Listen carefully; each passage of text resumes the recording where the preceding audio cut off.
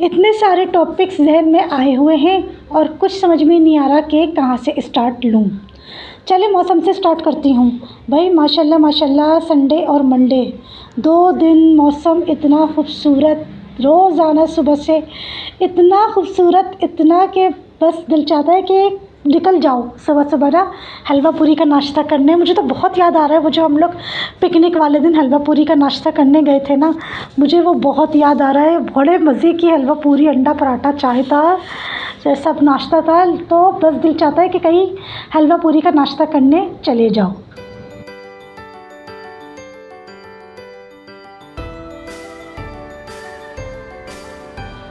कल संडे का दिन माशाल्लाह बहुत अच्छा गुज़रा। कल मेरी अपनी बहनों से भी बात हुई, भाभी से भी बात हुई, और फिर कल शाम में मैंने और बिनिश ने बात करने की कोशिश करी। पहले मैंने उसे कॉल करी, वो बिज़ी थी, फिर उसने मुझे कॉल करी तो मैं रोटियां पका रही थी, फिर मैंने उसे कॉल करी तो फिर वो बिज़ी थी। फिर उसकी जब कॉल आई है तो जाके हम दोनों की बात हुई और बहुत देर तक हम दोनों की बात हुई। बहुत अच्छा लगा, बहुत मज़ा आया। और फिर बातों में एक टॉपिक निकला, मतलब वो कहने लगी कि उसकी बेटी ने जो है वो स्पीकर ऑन करवाया है। कहने लगी तुम इसे बहुत अच्छी लगती हो, ये तुमसे बहुत खुश होती है और तुम्हारे व्लॉग्स भी बहुत शौक़ से देखती है। जबकि मेरी और उसकी बेटी की कोई प्रॉपर हम दोनों की बातचीत नहीं हुई कि बहुत ज़्यादा हम दोनों की अंडरस्टैंडिंग हो तो बंदा बोले भी। कहने लगी कि तुमको बहुत पसंद करती है और तुम्हारे व्लॉग्स बहुत शौक़ से देखती है, तुमसे बहुत खुश होती है। तो मैंने कहा बेटा ज़रा उसको याद दिला दो कि जब वो छोटी सी थी, उसकी पहली ईद थी, उसकी पैदाइश के बाद उसकी पहली ईद थी, तो मैंने उसको 200 रियाल ईदी दी थी। बस उसके ऊपर हम दोनों की फिर थोड़ी सी बहस छिड़ गई। वो कह रही है कि 20 रियाल। मैंने कहा मुझे अच्छी तरह से याद है, मैंने 200 रियाल ईदी दी थी, मुझे अच्छी तरह से याद है। वो कह रही है नहीं 20 रियाल। खैर उसने अब तक वो रियाल संभाल के रखा हुआ है बिनिश ने। फिर मैंने उसको बोला कि अच्छा चलो छोड़ो, तुम ऐसा करो कि पिक लो उसकी रियाल की और मुझे भी सेंड करो ताकि मैं भी अपनी आंखों से देख लूँ और कंफर्म कर लूँ कि वो 200 रियाल है कि 20 रियाल है। जबकि मुझे अच्छी तरह से याद है कि मैंने तुम्हारी बेटी को 200 रियाल ईदी दी थी।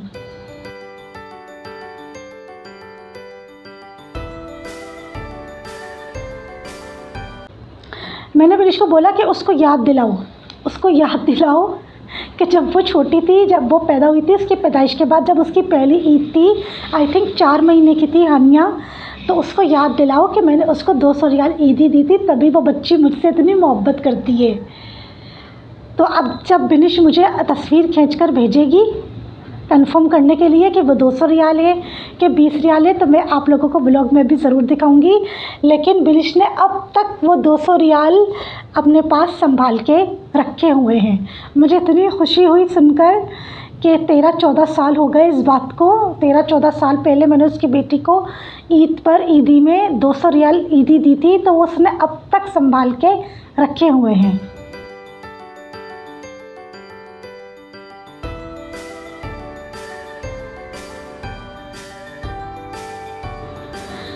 आजकल लोग पता नहीं कैसी कैसी डिमांड्स मुझसे कर रहे हैं। अभी कुछ महीने पहले आई थिंक सो कि जनवरी में मेरे पास एक डिमांड आई थी, आप लोगों को याद होगा, मैंने उस टॉपिक पर डिस्कस भी किया था अपने एक व्लॉग में कि लड़के शादी से पहले क्या सोचते हैं, इस पर डिस्कस करें। और अब मेरे पास एक डिमांड आई है कि लड़कियां लड़कों में किस चीज़ से अट्रैक्ट होती हैं। तो भाई वैसे तो भाई सबकी अपनी अपनी थिंकिंग होती है, हर लड़की की एक अपनी अपनी नेचर होती है। कोई लड़कों में कुछ नोट करती है, किसी चीज़ से अट्रैक्ट होती है, किसी चीज़ से अट्रैक्ट होती है। लेकिन मुझे ऐसा लगता है कि 90% लड़कियां जो है ना, वो सबसे पहले लुक से अट्रैक्ट होती हैं कि शक्ल सूरत का लड़का कैसा है। फिर उसके बाद आई थिंक सो के सर से पाँव तक पर्सनैलिटी, कि पहनने ओढ़ने में कैसा है, पहन ओढ़ कर लगता कैसा है, कैसा फुटवेयर कलेक्शन पहनता है, और वो तो फिर बंदे की सर से पाँव तक जब आप देखो तो उससे पता चल जाता है कि वो अपना हाइजीन का ख्याल रखता है। मेरा मतलब है कि रोज़ाना नहाता ही नहीं नहाता, अपने आप को साफ़ सुथरा मतलब रखा हुआ है कि नहीं रखा हुआ। सेकंड, वो पर्सनैलिटी से इम्प्रेस होती हैं लड़कियाँ। फिर उसके बाद जाके थर्ड नंबर पर आता है पैसा, क्योंकि मुझसे किसी ने डिमांड करी है कि इस टॉपिक पर अपने व्लॉग में डिस्कस करना कि लड़कियाँ लड़कों में किस चीज़ से अट्रैक्ट होती हैं, क्या पैसे से अट्रैक्ट होती हैं? नहीं, पैसा पहले इम्पॉर्टेंट नहीं है, पहले इम्पॉर्टेंट है शक्ल व सूरत। थोड़ी बहुत मतलब शक्ल व सूरत ऐसी होनी चाहिए कि लड़की के दिल को मतलब जाके लगे, पसंद तो आए पहली नज़र में।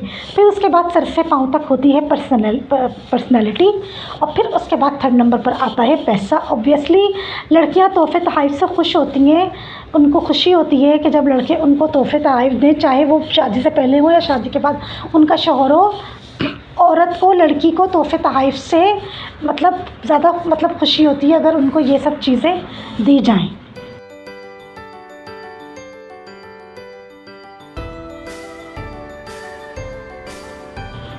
अगर यहाँ पर मैं अपनी बात करूँ तो जब मेरे हस्बैंड का रिश्ता आया था, जब उनको घर पे बुलाया गया था मुझे दिखाने के लिए, मेरे भाई ने मुझे चुपके से मतलब दिखाया था कि हम ज़ेबा को पहले दिखाएंगे, ज़ेबा अपनी आंखों से अच्छे से देख ले, फिर उसके बाद हम डन करेंगे रिश्ता।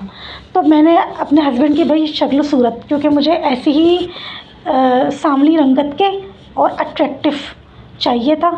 फिर सर से पाँव तक मैंने उनकी देखी पर्सनैलिटी, जो कि माशाल्लाह अल्हम्दुलिल्लाह अब तक मेरे हस्बैंड अपने हाइजीन का बहुत ख्याल रखते हैं। रोज़ाना विदाउट परफ्यूम के वो घर से बाहर नहीं निकलते, और शावर लिए बगैर वो रोज़ाना घर से बाहर नहीं निकलते। तो फर्स्ट नंबर पर मुझे अपने हस्बैंड की जैसी मुझे पसंद थी ना फेस वाइज, वो मुझे बहुत अच्छे लगे थे। फिर उसके बाद उनकी पर्सनैलिटी मुझे बहुत अच्छी लगी थी।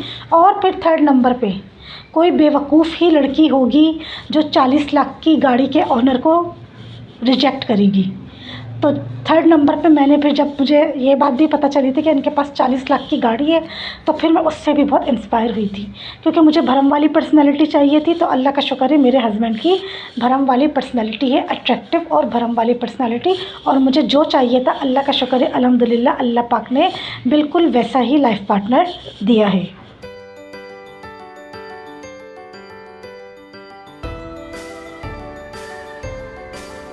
तो ये सोच जो आजकल लड़कों ने बना ली है कि लड़कियां जो है वो पैसे पर मरती हैं, ये बिल्कुल रॉन्ग है।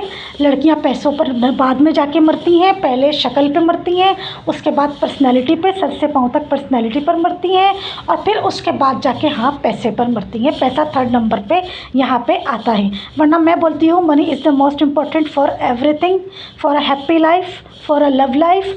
लेकिन यहाँ पर अगर लड़कों को चूज़ करने की अगर बात की जाए तो नंबर 1 पे आती है लुक, फिर उसके बाद आता है पर्सनालिटी, और फिर आता है पैसा।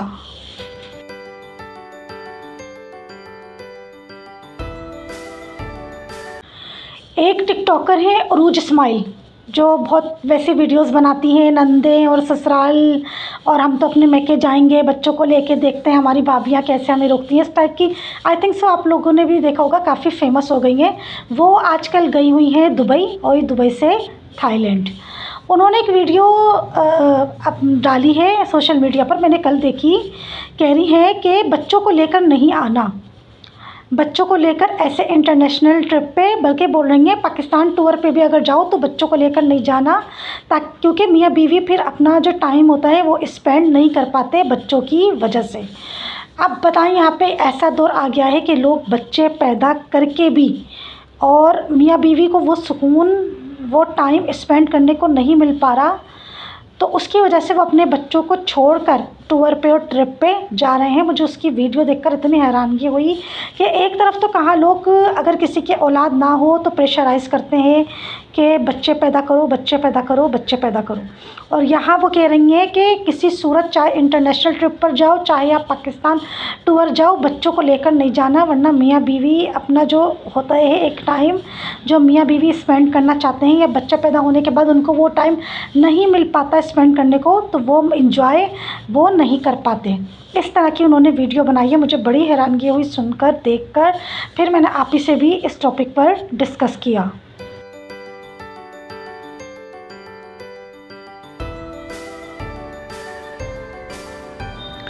टिकटॉक पे, यूट्यूब पे कोई भी इस तरह की किसी भी टाइप की वीडियो मैं देखती हूँ ना, मैं आप ही से ज़रूर फ़ोन पर डिस्कस करती हूँ।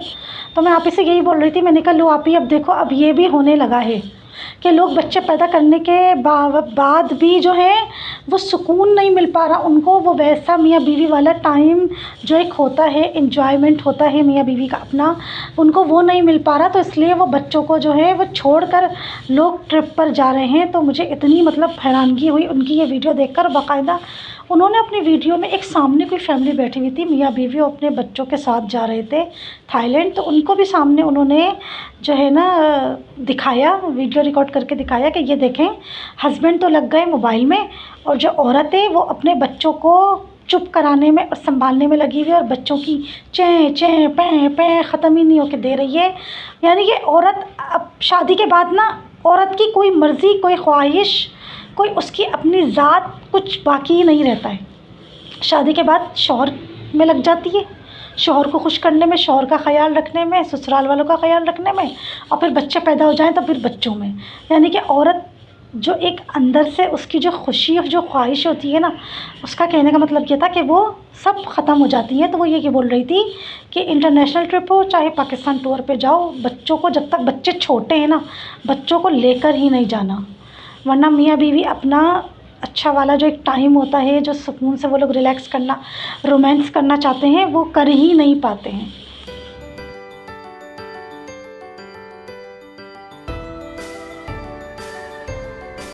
अल्लाह करे पूरी गर्मियाँ कराची में ऐसा ही वेदर रहे, ऐसा ही रोमांटिक, ऐसा ही क्लाउडी वेदर रहे। बहुत अच्छा लग रहा है, बहुत मज़ा आ रहा है। खुदा करे पूरी गर्मियाँ कराची में ऐसे ही मौसम रहे इंशाअल्लाह ताला, आमीन सुम्मा आमीन। यहीं पर लूँगी आप लोगों से इजाज़त, मिलूँगी आप लोगों के साथ एक नए मज़ेदार से व्लॉग में। अपना बहुत सारा ख्याल रखिएगा, चैनल को सब्सक्राइब कर दिएगा, वीडियो को लाइक और शेयर कर दिएगा। अल्लाह हाफ़िज़, गुड बाय।